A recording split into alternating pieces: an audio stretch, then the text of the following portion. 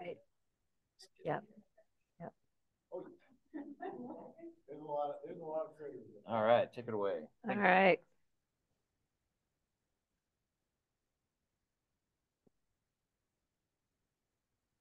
All right.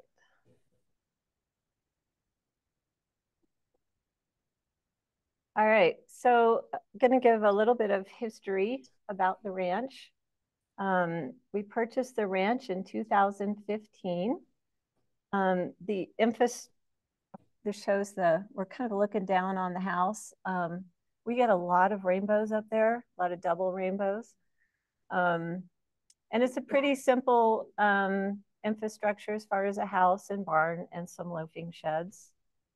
And I oftentimes, when I'm working, bunkhouse for the guests, some glamping tents, and then we do have camping as well. And I'll give you a little bit of information on the location. So the ranch, we sit at just about 9,000 feet elevation. We're like 8,800. And we are located between Canyon City and Salida. So if from Canyon City, if you head west on Route 50, and then you go north on 9, like you're going up to Guffey, then you head west on County Road 2, which is Tallahassee Road. It's a dirt road. At that point, you don't have any cell service. You're going to go about another 20 miles, 30.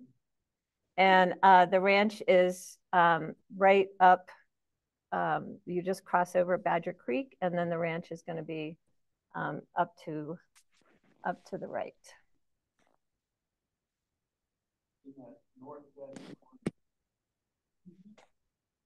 Yeah. I don't know. It's funny, it's not on my, because it's not on the slide here. Our annual rainfall is about 10 to 13 inches. This slide, one of our interns that was there had a drone and took this shot, and it was an incredibly dry year, as you can tell.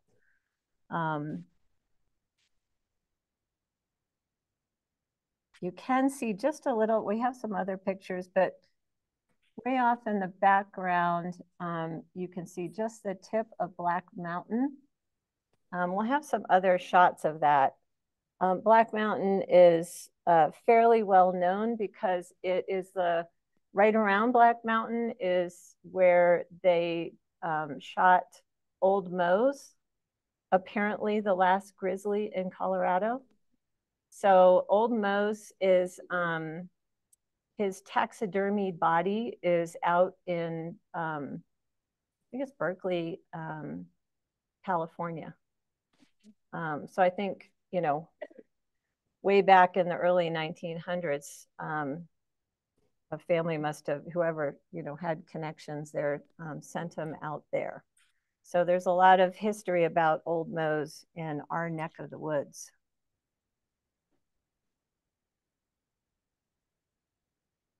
So as far as the size of the ranch, and I like to say instead of owning, we steward it. You know, we're going to be overseeing this ranch for the time that we're there. And then it will move on to the next stewards. And I'll share a bit about our vision and our mission for the ranch, because our hope is to keep it in conservation and to keep the practices, our ranching practices, to continue into the future. So we are stewarding just under 7,000 acres, and it's a mix of private, state land board leases, and BLM leases. And they're grazing leases and recreational leases. Yeah, it's always present. It's an extinct volcano. So, of course, our guests at the ranch ask, they're like, are you sure it's extinct? It definitely is. So, So Badger Creek runs through the ranch. The headwaters are up by farther north, up by Buffalo Peaks. And then Badger Creek goes into the Arkansas in Howard. So it's a 100-mile watershed. It's a very important watershed, and I'm going to share more about the riparian restoration that we're doing on the watershed. So it gets a lot of attention because it is going into the Arkansas River. This scene of the creek is actually like right across from the house, and it was during a wet part of the year. Right now, what's happening with the creek is so this is a shot of the BLM riparian pasture that is just north of what I would call like the headquarters of the ranch. And one of the interesting, I don't know what those yellow lines are. One of the interesting stories that is a lot of the folklore in the area is that this cliff area here, when the Spanish were coming through with an expedition, the Comanches were up on the top here and staged an ambush and were successful. And apparently at some point in history, down in that riparian area, they found helmets and chest plates from the Spaniards. We haven't come across anything. We do come across a lot of buffalo horn tips that just, quite a few of them that are on the land.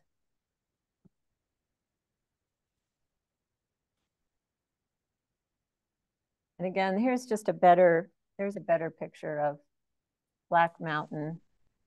And then this shot was taken from the buffalo jump that is on our grazing lease. Got another picture, a better picture from that.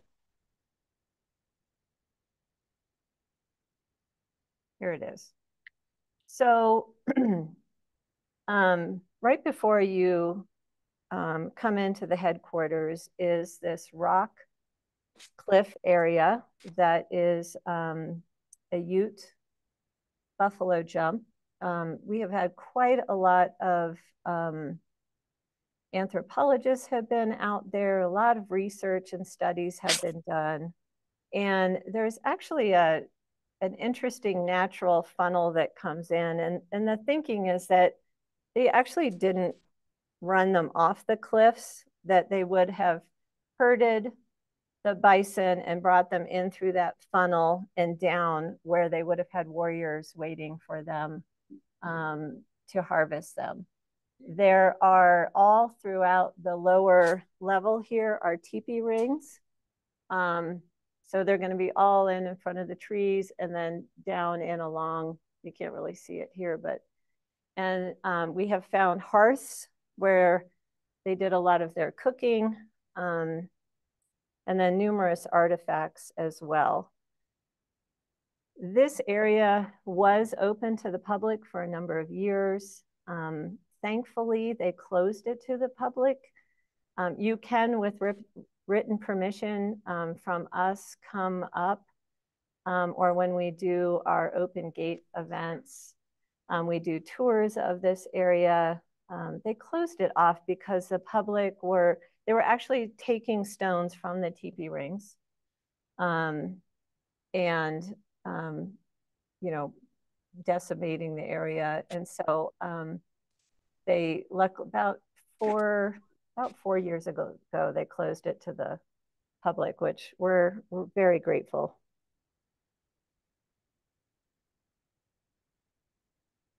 And so, speaking of the Utes, so I'm going to talk a little bit about the first stewards of this land.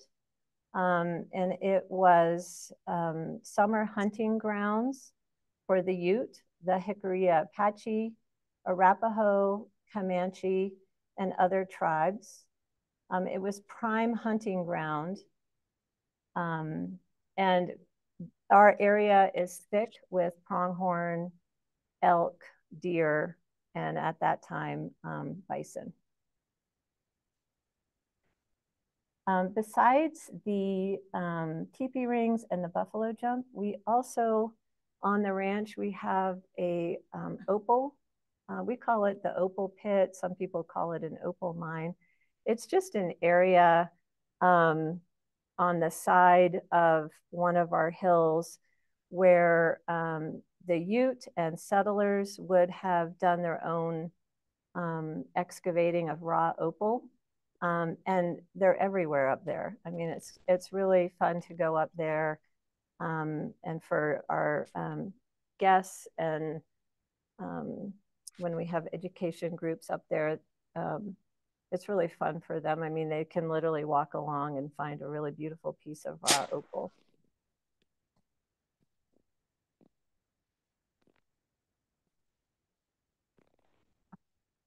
So the Spanish were the first non-natives to come through this area. I told you a little the story that's been passed down about that one canyon area that is literally just down from the house.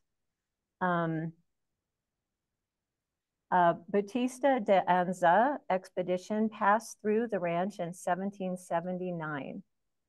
Trappers were the next to come through, and Kit Carson, the notorious frontiersman, trapped beaver on Badger Creek Ranch in the winter of 1830.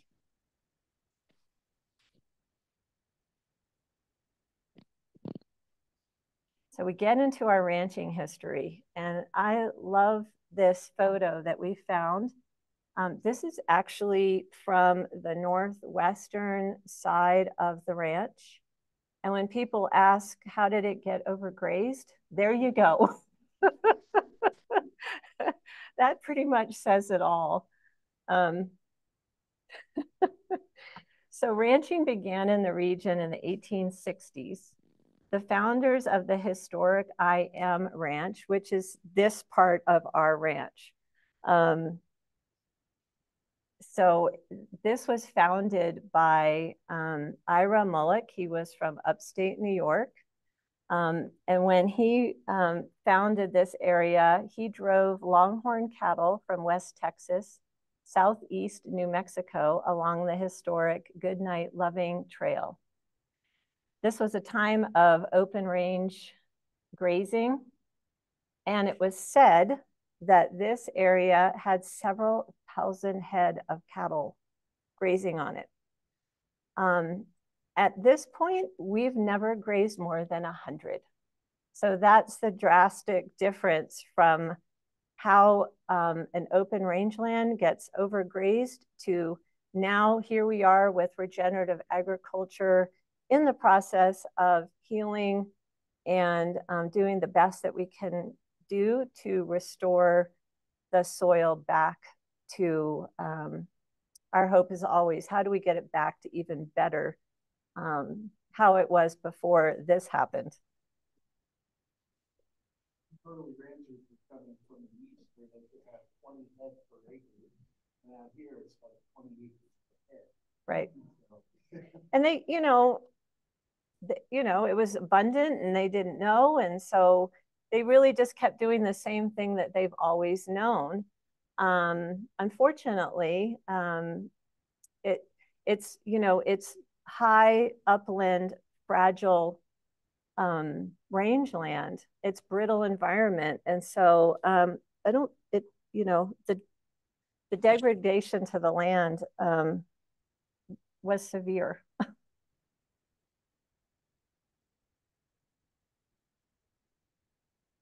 So we found some of these photos as well on the IM. Just pop these in because I thought they were really cool of the old cook camp. And then the picture down to the right with a barn and some of the cowboys. And then my brother-in-law had fun. He spliced in the picture of the same picture on the same part of the ranch with me and my pony pointing out to people where the buildings once stood. Unfortunately, there's still the old corrals, which we still use today. for cattle, and but a lot of the buildings just haven't stood the wind up there, honestly.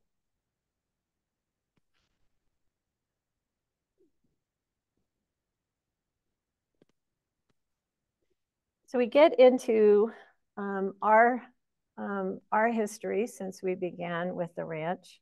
When we purchased the ranch, the couple that owned it, they were from upstate New York. I think it's interesting that they were also from upstate New York. And they went back to upstate New York, and they were, you know, bed and breakfast.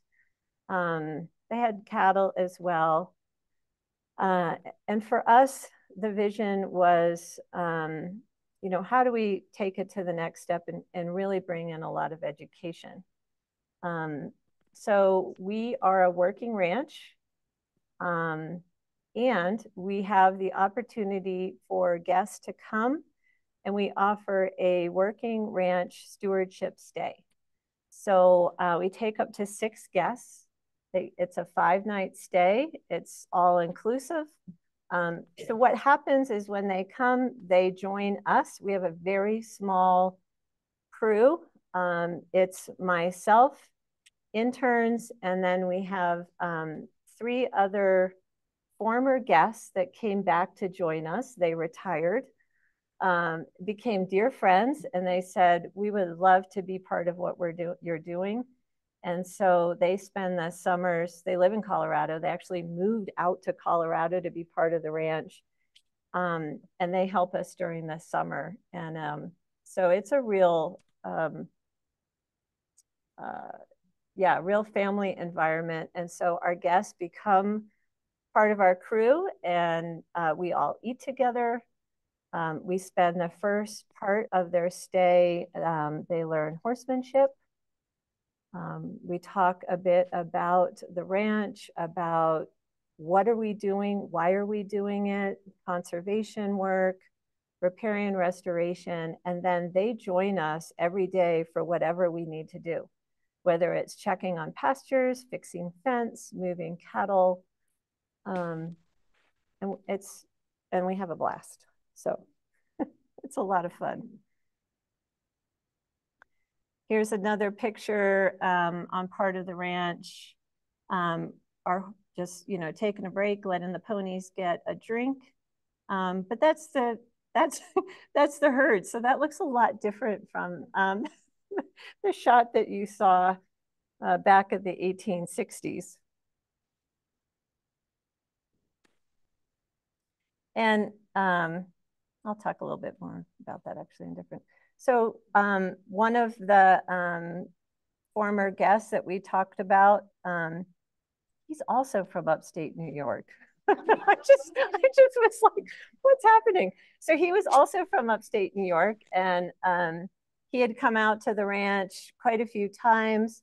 And then at COVID, he sold his farm, and he reached out to us and he said, you know, my dream's always has been to be on a ranch. You know, if you guys would have me, I'd love to come out. So he's now part of the family. He brought his draft horses and carriage and wagon. So the other thing that our guests learn is about driving, harnessing, and just the history of how draft horses have been used in farming and ranching.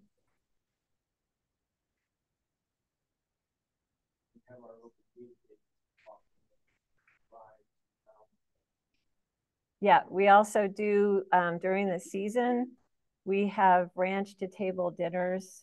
So our guests come out, go for a wagon ride, and then come back, and it's all locally sourced. It's our beef, and then locally sourced vegetables. And a friend of mine who's a chef down in Salida cooks for everybody. So it's a lot of fun. Which leads us to, we also have a meat business. So it is grass-fed, grass-finished beef. And so you can see here, got some of these guys out on the land. And then we also have lamb. but they're not. One thing to make sure people understand, they're not that small. When you eat lamb, it's a full-sized animal. So I think I always like to, people can be like, oh no, it's like they're not little bitty. And they're also grass-fed, grass-finished. We have pork, and all of our pork and chicken is all supplemented. We have eggs, and then we also have poultry, and sometimes we do turkeys for Thanksgiving. And they're all fed certified organic non-soy grains. And we do direct market, and then we also do farmers markets as well.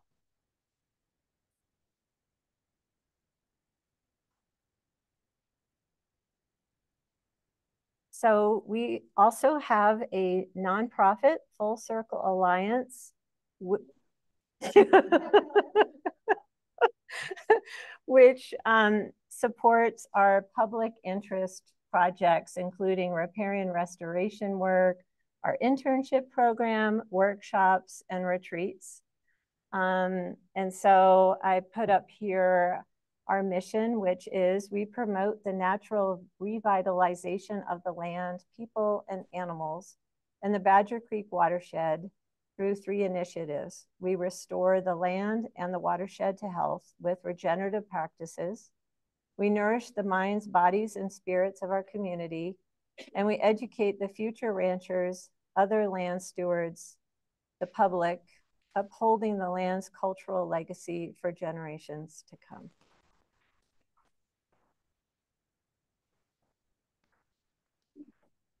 So here's we just have some shots of some of our interns. Every season, we take 2 to 3 interns who come out, and they are specifically wanting to learn about regenerative agriculture. One of the things that we're excited about is that a lot of the young people who are now coming out to learn about regenerative agriculture are, they're from suburban backgrounds, they're from urban backgrounds. We have a situation with farming and ranching where the average age of the farmer or rancher is like 67 years old. And for many, there isn't the next generation that wants to take on the farmer ranch. They've seen how much their parents have worked. The margins in farming and ranching are 1% to 2%. So oftentimes they're like, yeah, I don't think so. So, and it's so important. And there's a lot of apprenticeship programs now out there working with young people to get them out on the land. There's land link programs of matching young people coming into ranching with existing farms and ranchers so that they can hopefully match make so that a young person can take on the management of the ranch so that it won't have to be sold and won't go to development. I mean, so many farms and ranches are being sold to development, and once it's gone, it's gone. So one of our missions is we have them with us for 4 to 6 months, and they work hard, and they're learning the full spectrum of the ranch work. And they have myself as a mentor. Dave helps them on the business end, learning QuickBooks, and and then we've got our other 2 former guests who they're learning everything from welding to carpentry, how to change a tire, how to drive a stick shift. That's a big one. Nobody knows how to drive a stick shift anymore. And so they're always thrilled, but I think we've gone through a few clutches at this point.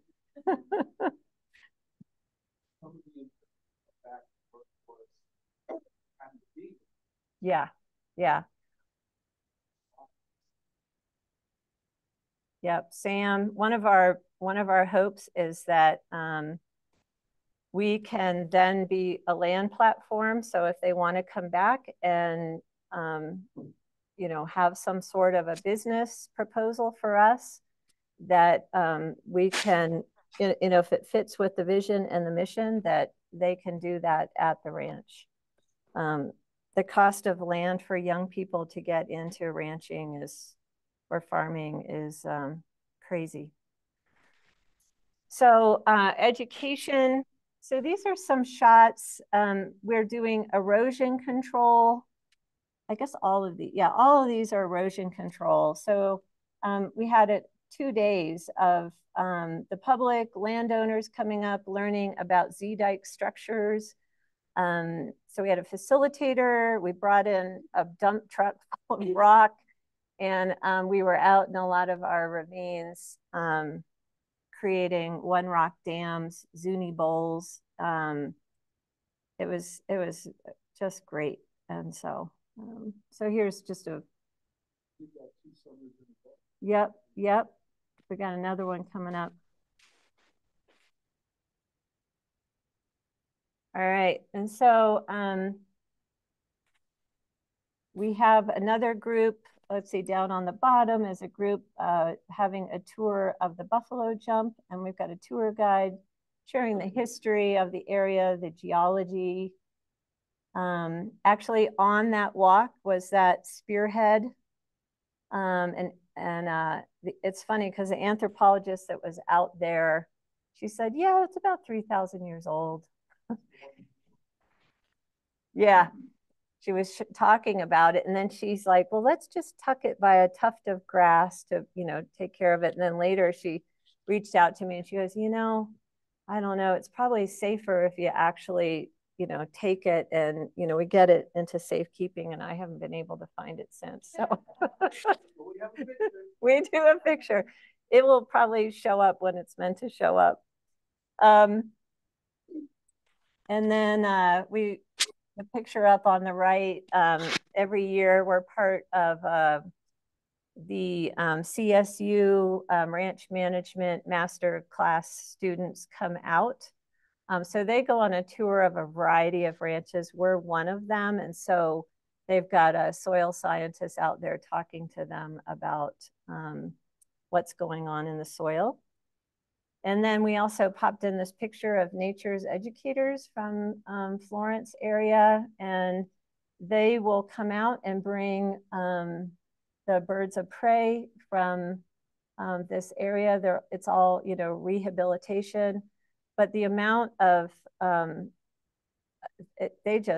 they'll bring each bird out and share so much information about them. It was absolutely incredible. And that was a huge hit at the ranch.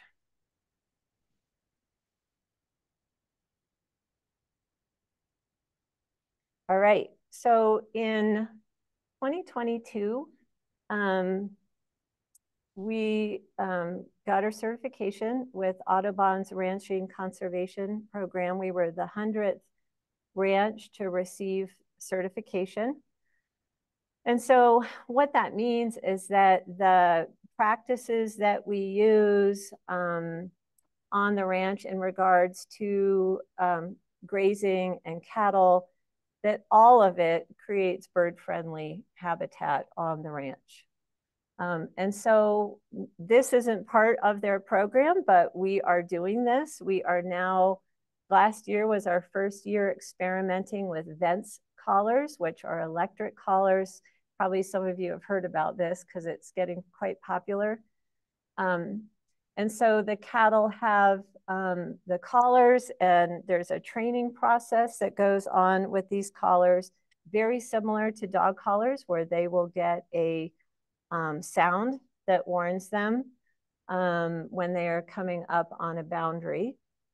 And I got a grant to do this last year with the cattle in order to protect the riparian restoration work that we did on Badger Creek Ranch. And so the picture on the right shows where we had our most recent improvements on the creek bed, and those improvements are speed bumps. So it's basically beaver mimicry. So it slows the water down in the creek bed. So it's a slow and spread process so that the end goal is hopefully to have more of a wetlands area up there. And then also planting willows. So once the cattle were trained to the collars, we made an exclusionary area, and all those little blue dots are the cows, and we were like, it's working. And we kept them off of those creek beds, and which is vital. Right.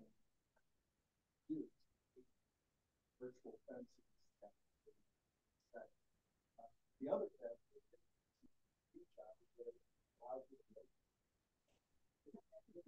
instead of having to go out and just try to find them, over this hilly terrain where you can't see more than half a mile. Yeah. And it's amazing because, I mean, it can save, when you're out on thousands of acres and we do all of our work on horseback, we can be out there for days looking for a portion of the herd. So it's been a lifesaver. And, the technology is getting to the point where they will be able to let you know if you've got an animal that's got a fever or you got some other health issues. It can send an alert to that, which is, yeah. My hope is that they'll get better. Like right now, it's literally a little box on a chain. And those cows are pretty good at figuring out how to get near a T-post and like rub them off. So my hope is they'll get better with just more like some sort of a wide dog collar. And they do have batteries, and they're organic. So if ever you lose a collar, which does happen, that there won't be an issue with the battery and the soil. All right, so the topic of this talk is really about a collaborative effort, that it takes a community to do everything that we're doing. And this is part of the Badger Creek. Badger Creek is small, as you can see. And this is our coalition that is working for the Badger Creek watershed. And it is a mix of Colorado Central Conservancy. It is 3 different ranches. So it's our ranch, and we've got 2 other ranches involved. We have State Land Board, BLM, National Forest. We have scientists. It's an amazing group of people. And we have meetings in rooms like this, and everybody shows up, and everybody's excited to see what the data is from flows in the creeks, hearing from biologists, what are we seeing as far as what types of plants. And they are seeing that the, kind of water type vegetation is starting to spread out. More bird life, wildlife. And the most exciting thing for me is that the other 2 ranchers are 7th generation ranchers. So they know this land. And they're the ones that they're like, we're seeing things we haven't seen in a long time. So that's super exciting. Part of helping the watershed as well is putting in additional water points throughout the ranch so that the cattle are not drinking from the creek. So we've worked with NRCS. We've got an equip project that we just completed in 2022 to get water points throughout the ranch. We've worked with the BLM to get some extra water points. And we've got a couple more on the books to get done. And this is also a collective, like, just pulling in grants from different organizations. And that's been really helpful. And it's not just for the cattle, it's for the wildlife.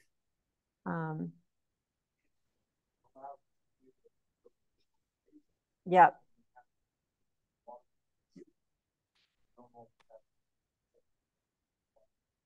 Yeah, the key, the prescribed grazing is the cattle are up there. They, because we're at such high altitude, we don't bring them up until the beginning of June, and then we pull them off like right around the 20th of October.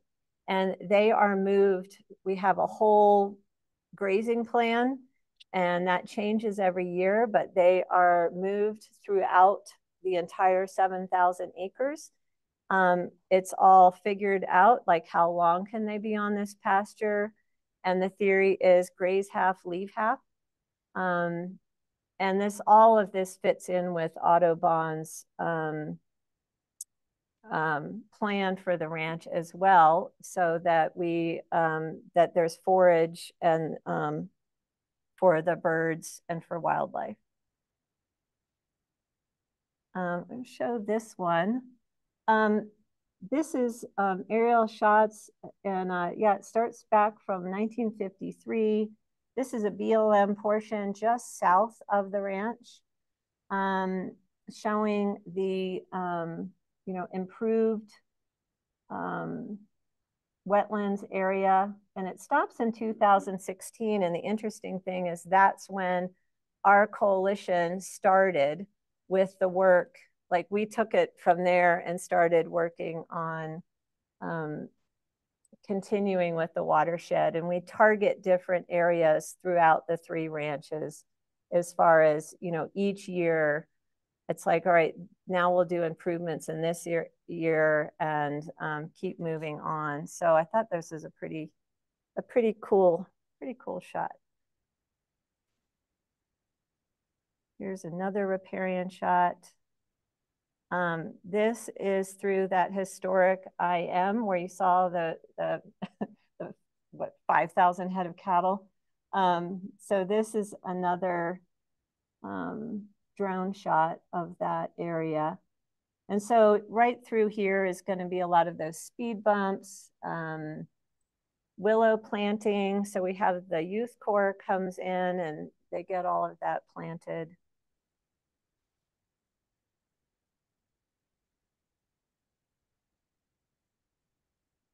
And I forgot to bring my list, but I was going to talk a little bit. I would love to learn more about birds myself. I do know the little guy up in the corner is our Vesper sparrow, but these are all from the ranch.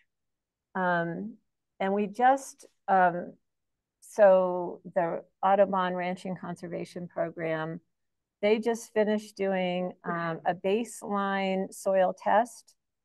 We've got a moisture probe, and then they did a bird species,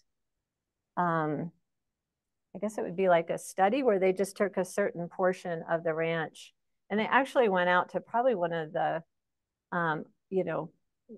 areas that has the most, previously been overgrazed, and they started from there. And so we've got a list in I think they had like 13 species, but in their list, I know there's a lot of things that weren't on the list because we do have burrowing owls and eagles, tons of birds of prey. In the fall, the cranes come to visit. And so that was right in our front, right across from the house, which was quite lovely. And we have, yeah. Yeah.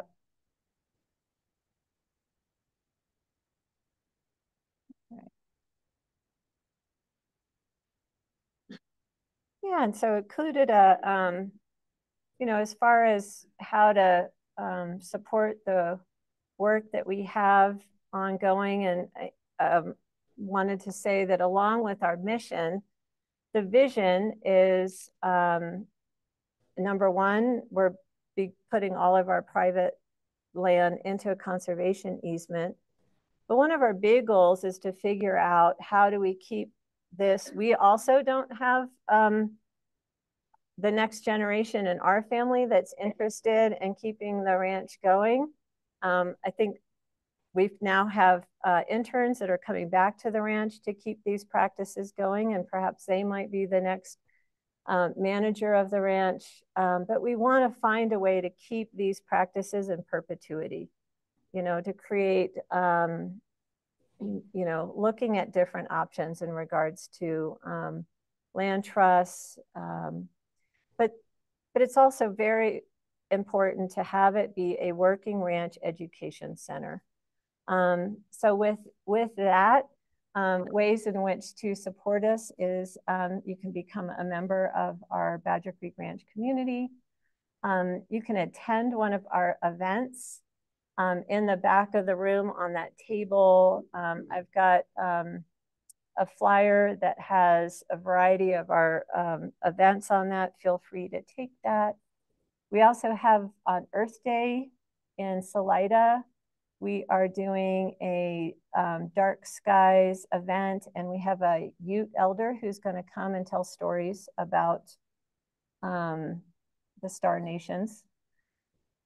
And the one event in particular that I would love to invite you all to come out to is on August 24th. We're having an open gate event, and that's on that list back there.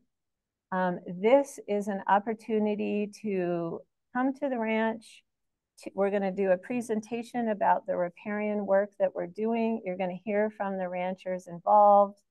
You're going to hear from the scientists that have been working on this riparian work, and then have an opportunity to go out on the land and to see the work, and to be able to see part of the creek that was worked on 4 years ago and then last year's. So you can kind of see like, oh, wow, it, you know, it's actually working. And it takes some time, but it's pretty obvious when you get out there and walking around. And we'll have lunch, and we're gonna, I think we'll use the wagon to take people out to parts of the ranch to see the creek. So just and you could come out and bird. We would love that. The other thing is, you know, buy locally as much as you can when it comes to meat and to produce. Again, you know, farmers and ranchers, my judgment is they are our conservation stewards and our agents on the land. And not all of them, you know, yep, there's still some people out there overgrazing for sure. But all the ones that I know are just, you know, it's an amazing effort to restore soil and to graze responsibly. And so one of the best ways is to buy locally. There's also ways to volunteer and go like help clean ditches. And so we also have a volunteer program, so you can come out and be a volunteer.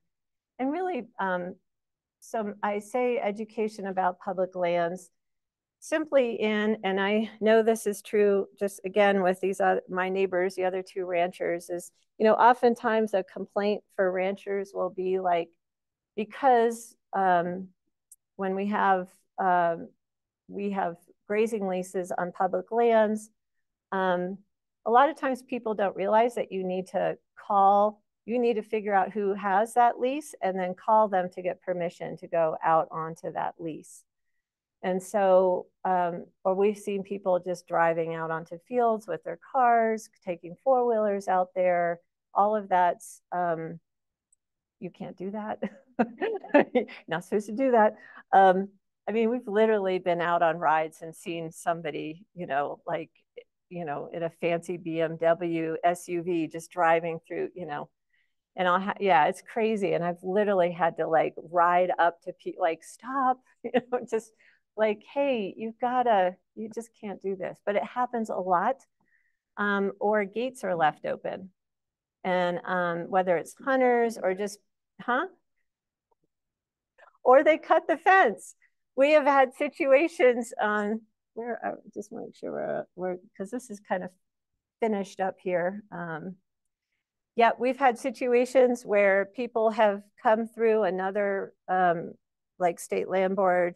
They literally cut the fence because the gate was locked, and then driven through our ranch. And when you catch up with them, when we're like, there's huge signs that say no motorized vehicles, and there's a lock. How did They're like, well, it's about 90% as good as it. So, anyways, it's amazing what will happen. So I think a lot of times my way of a lot of ranchers are not very cordial to that. I would rather educate, and try and get through like, hey, okay, so you didn't know, even though they're parked next to a sign. And just to give them the run through of, here's how it works. You can go on the website, figure out who holds that lease, reach out to them, get written or verbal permission to, if they'll give it to you, to go out onto the land. So, yeah, and just learning, learning a lot more about the work that ranchers are doing on public lands. And I think my big hope is that, unfortunately, when the series Yellowstone came out, people got a lot of ideas about how ranching is, which I don't know any ranches like that. Maybe that's true for Kevin Costner. All the ranchers I know, their trucks are held together with duct tape and wire. So, and they don't have helicopters. It's very entertaining. It's just not the reality of it. And so the hope is to just give a little bit of a more realistic picture. So anyways, thank you very much.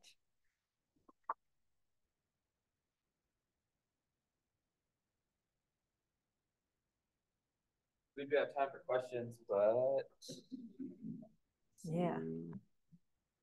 Pass around the microphone if it works.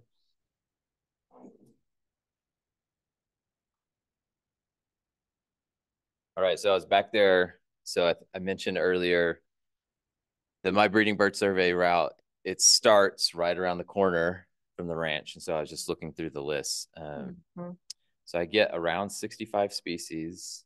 None of those, there's not much open water on my route. So I don't have any ducks. So that's 65 species without any water birds, really, with a few exceptions. That being snipe, right where my route starts, there's always displaying snipe for the first few points, which is a really cool way to start the morning. I was looking through. I know on the ranch we've seen plover and some ducks. I'm just not sure what kind of ducks they were. Lots of cool raptors that I get. So I get American kestrel, peregrine falcon, prairie falcon, golden eagle, Swainson's hawk, red-tailed hawk, Cooper's hawk. So those are some of the highlights there. And I'm trying to see some of the other interesting things. Orange crown warbler, Virginia's warbler, McGillivray's warbler, common yellowthroat, yellow warbler, yellow rump warbler, black-throated gray warbler, and Wilson's warbler. So it's a pretty cool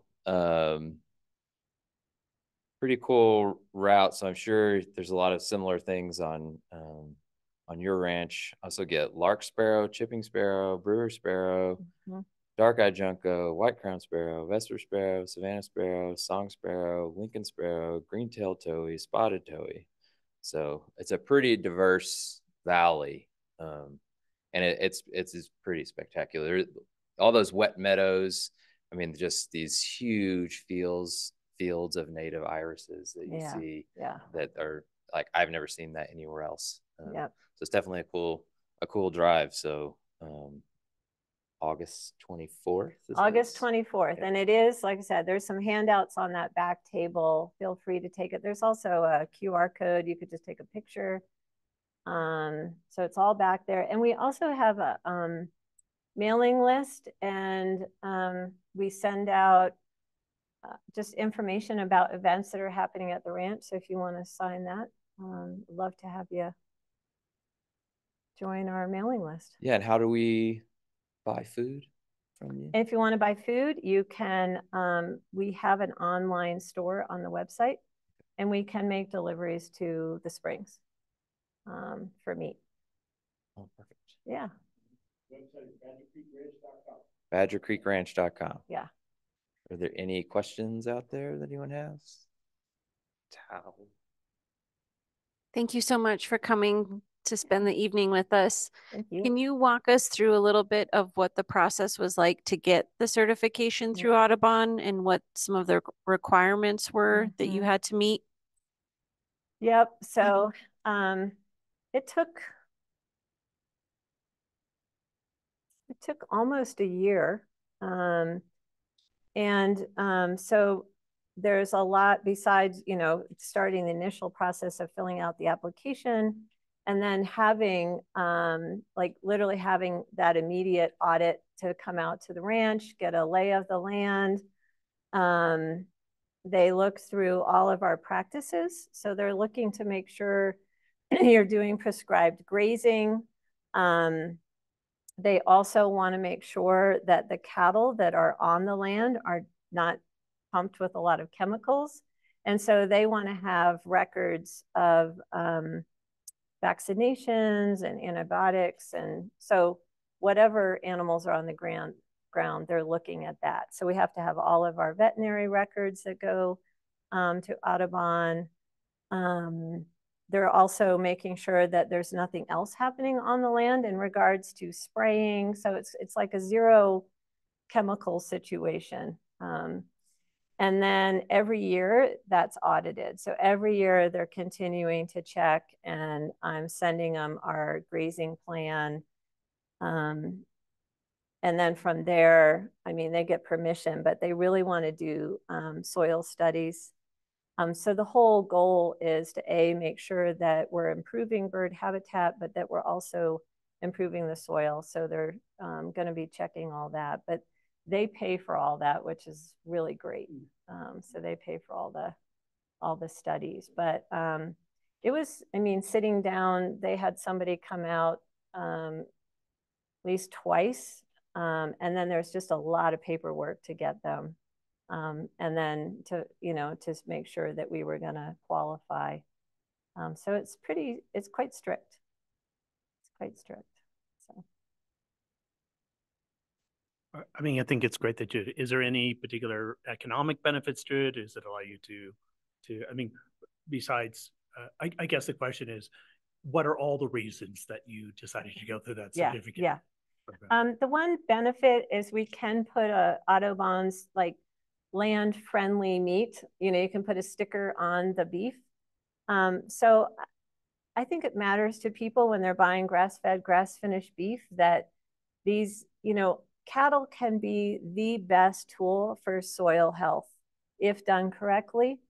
In a sense, it was bison that used to do this work on the land, and now it's cattle. So cattle get a bad rep a lot of times, and I want to be cheerleading cattle when for helping build soil and really improve pasture. So that is helpful, but honestly, it was mostly for our own. It really fits in with our vision and our mission for the land. So becoming certified. Really you can look at we could be we could get certified, with being organic or through the grass-fed. There's so many different certifications, and honestly, the Audubon one was the one that appealed the most and fit with what we were already doing, and it mostly for our own, to stand by our own ethics of what we're doing. It felt like it gave a stamp of approval. And so, yeah. I was going to ask, what's the driving time to get out there from Colorado Springs? I'm just curious. Well, because the ranch is at just about 9,000 feet, yeah. We have a winter place down in Coaldale on County Road 50, but it's about the same distance. So it's just about 2 hours. Yeah, about 2 hours to here. So yeah, we come through Canyon City. And that's why we were like, well, we don't have like targets and things like that. So we were like, well, let's go early and we'll get some errands run to places that we don't have out in our neck of the woods. So yeah, I mean, but from everything from the ranch, the closest is Salida, and it's about 45 minutes, but it's back, you know, it's back roads. It's you definitely need 4-wheel drive. So I had a couple of questions. I'm curious if you're both from a agricultural background. So first generation rancher. And I, people are always like, how did you get here? How did you get here? And I attribute it to my grandfather on my mother's side was a trapper in the UP of Michigan. He was a trapper and a taxidermist. So I'm always feel, even though I don't care for it, it brings back memories. And then when they had the first conservation agents, he was hired. So he went from being a trapper to actually now their big project then was to save the martens. So he was a big part of that. And I was his favorite granddaughter, and we would go out and he would teach me all about wildlife and tracking. And I have loved being outdoors ever since. So we did have we moved from the panhandle of West Virginia, had a farm out there, and we were doing, we weren't doing cattle, but we were doing pork and chicken and eggs. So doing some farming, and I was doing equine assisted therapy work. Okay. So, yeah. And I was curious also, the progression or the improvement in the riparian areas between 53 and 2016. Yeah. Was that as a result of the same program you're using now, or was it something different going on? Yeah, during that, before 2016, a lot of that work, I think it was done through the BLM, but it wasn't the same group.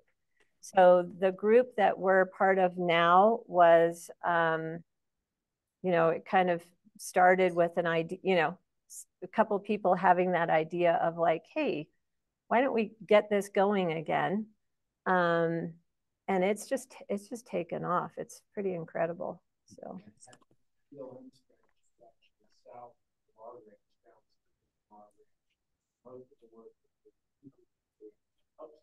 Right, right, right. But they did go back that stretch with all the pictures. They started there. So they started with work there and then started, you know, kind of patchworking. Yeah, started patchworking upstream. So, you know, and a lot of the hope is we get huge flash floods up there. You know, those 100-year floods, they come now, I don't know, like every 3 years, we get these big flash floods that come through. So, you know, a lot of sediment from ending up down in the Arkansas River. So those speed bumps help a lot. So. And then just curious about one other thing. You mentioned not grazing more than 100 cattle in an area. Does that comprise your whole herd? Or yep. That's the whole. Yep. And the hope is that as we improve pasture, we can increase the size of the herd. But it's so fragile that, and probably erring, you know, very cautious. And so we probably could do a little bit more, but I'd rather be cautious and take it slow. Because boy, it's like, if you just go over, you know, you're going to have to have a couple of years of recovery. So what ends up happening is we move them through, they don't see that same pasture again until the following year. So it gets a whole year of rest. And that's, I mean, that's just essential up there. And you know, it's working. You know, even the other gift of getting to be on the land up there as much as we are. Like I can go through a pasture and it's like, wow, there's less bare spots than there were even the year before. And like just little areas, we get pretty excited about, you know, more grasses coming in. So, so yeah, we're quite conservative when it comes to the number of cattle.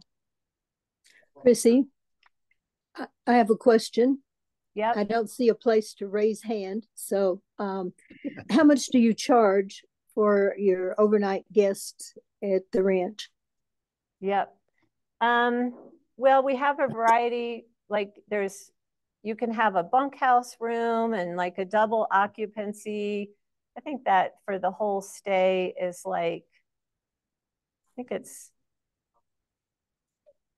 around 2,000, and that covers all the food, and you know, it's just one charge for the entire time that people are there.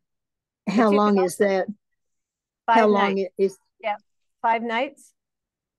Okay, so you don't do anything just one night or 2 nights?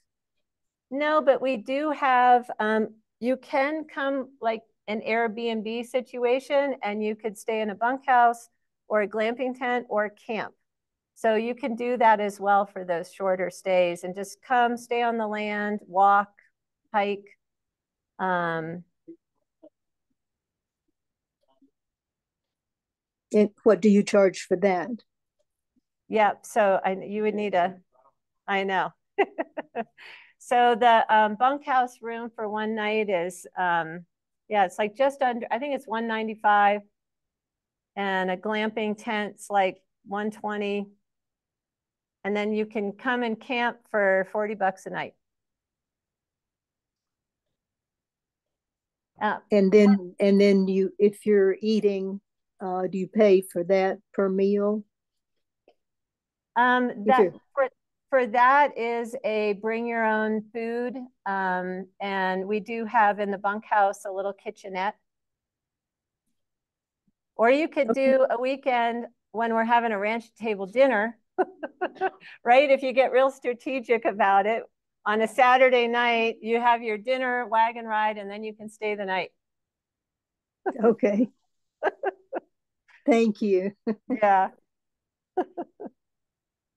Hi, I have okay. I have one comment and one question. Is that I have done 15 years worth of breeding bird survey, but on County Road 3, started at 10,000 feet at dawn and went east and finished at 5,000 feet. So the start was very much in the type of habitat that you're showing. And I think I have about 70 species normally. And my question is, have you ever considered putting bison on your property? Yeah, so the question is, have we ever considered putting bison on the ranch? We've certainly thought about it. I think that, you know, it's kind of a neat idea to think about bringing bison back to an area that had bison. And I think right now, the amount of infrastructure needed to have bison on the land would be quite an investment. I think, so it's floated around. It's not I don't know, you know, it's kind of just floating out there. We've certainly kind of in that place of like, wouldn't that be cool? But that's about as far as it gets.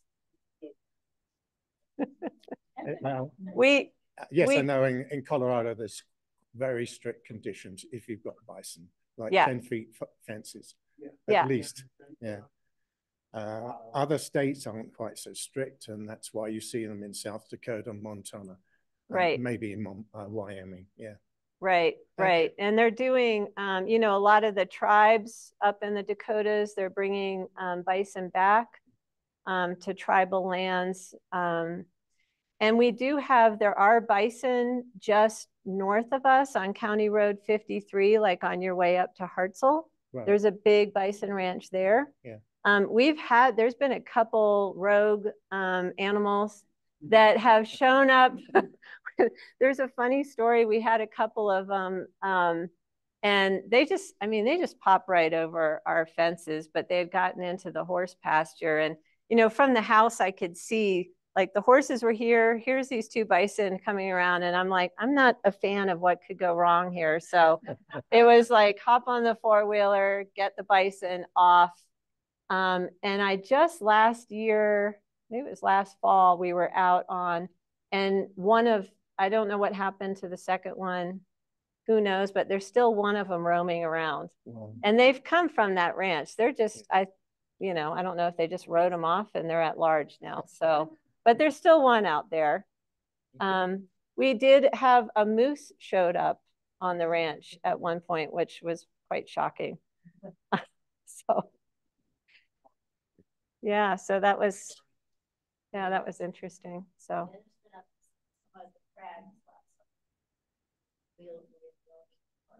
Yeah. We have a couple questions in the chat.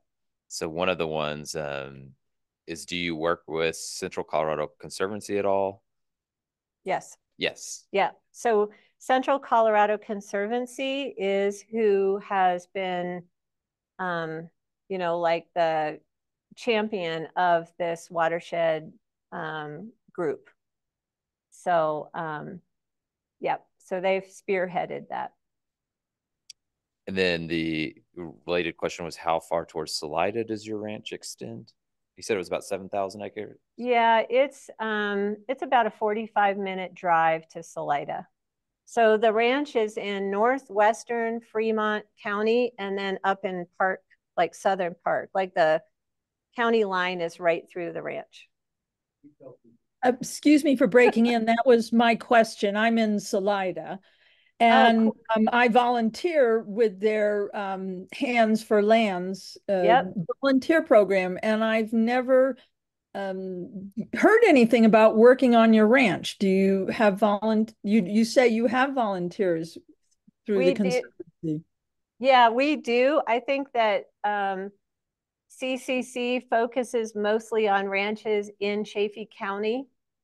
So they've been doing a lot of ditch cleaning throughout Chaffee County, but you can certainly reach out to us and come up to the ranch. Like every spring, we're getting ready for the season. So we're always happy to have volunteers. So I'm sorry to raise these touchy topics, but I'm really curious to know your opinion on the reintroduction of wolf. Of what? The reintroduction of wolves. Oh, wolves. Yeah, it's such a controversial issue. And it's most really most ranchers are not in favor of wolves. And I think the tricky, I know they were released out in like near Gunnison.